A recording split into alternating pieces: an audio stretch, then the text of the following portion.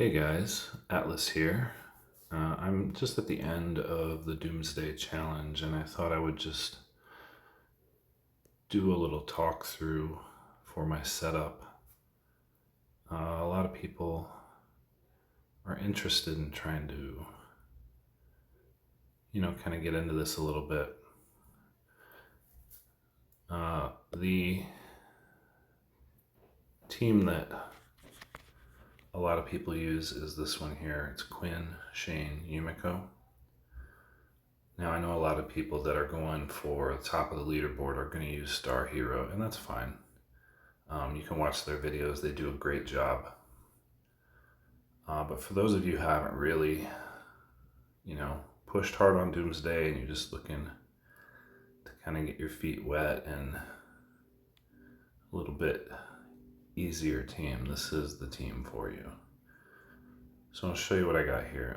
A big important part of this is Quinn. For this to be most effective, I know some people have had some success without Quinn's leader trait being maxed, but for it to be most effective, you need his leader trait to be maxed out because he can get 4 spaces away, and that only happens when closing time is level 10. So you can see here, 65% of current HP as damage. So when they have a lot of health, he's going to do even more damage. Other targets, 180% of total damage. So that's a ton of damage right there. So we're using Shane to kind of capitalize on that. Now, my Shane is set up for PvP, so you can see his traits aren't exactly offensive. Look at his badges. Badges are set up for PvP as well. Nothing offensive about this.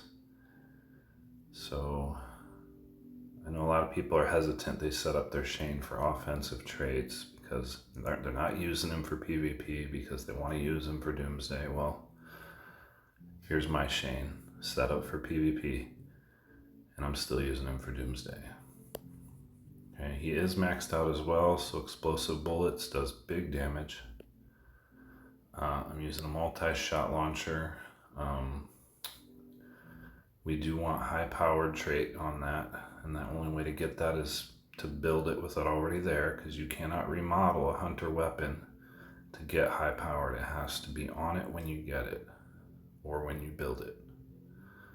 But the key here is mostly point blank shot.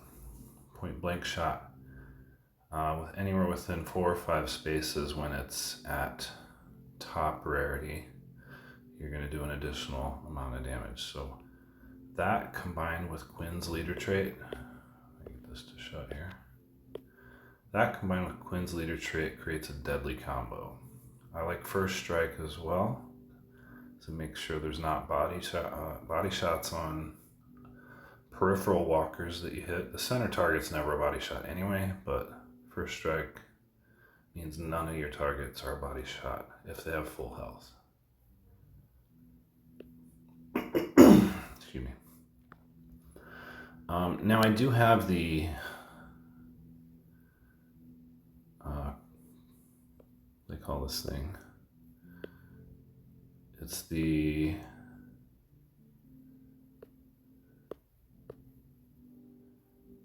this guy over here, Stormbreaker jacket. It does more damage there farther away, but I really don't think that even matters because I was using this team before I had that jacket. In fact, I just put it on there today and I noticed almost no difference. I wasn't killing people reliably beyond 4 or 5 squares, so it's really kind of irrelevant. And of course Yumiko, just to get more shots from Shane. That's her main purpose. So we're gonna do breaching the gate. I put cookies on Shane, Mike on Quinn, and I think Rainbow Cat's not even used in this mission because of debuffs, but I don't feel like changing it. So yeah, see how it's grayed out down there, but yeah, we don't care. We're just gonna activate Mike on these two so I can get them up to where I want them.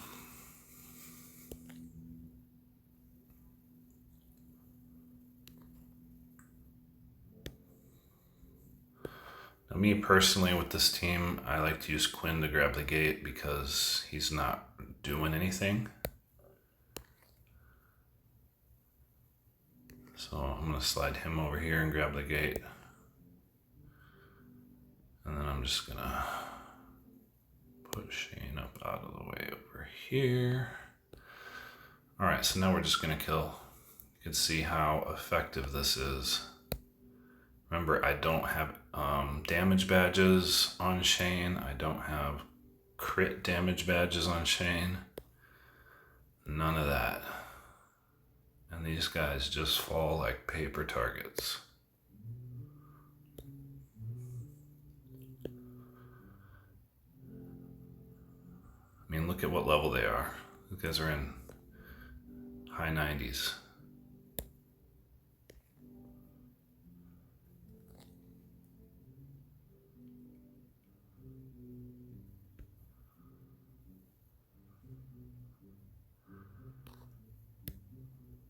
This mission, I'm just blasting anybody that gets close.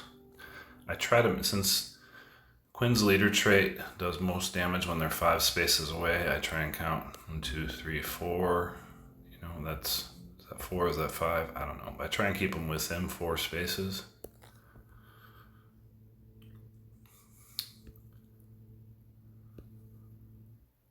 You see, that guy was further away, so it didn't do much.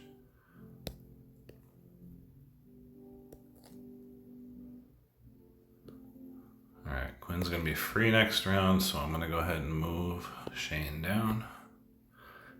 Go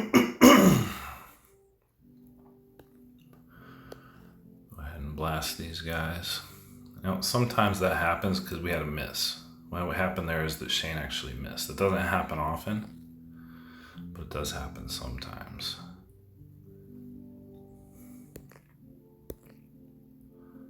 Especially when you get deep, deep into Doomsday, you get some misses.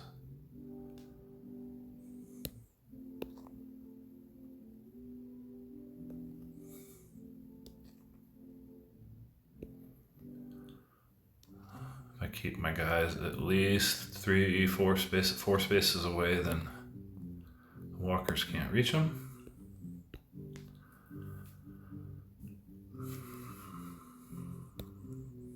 If you're like a super competitive player, this team might get pretty boring for you. Again, this video is not really for you.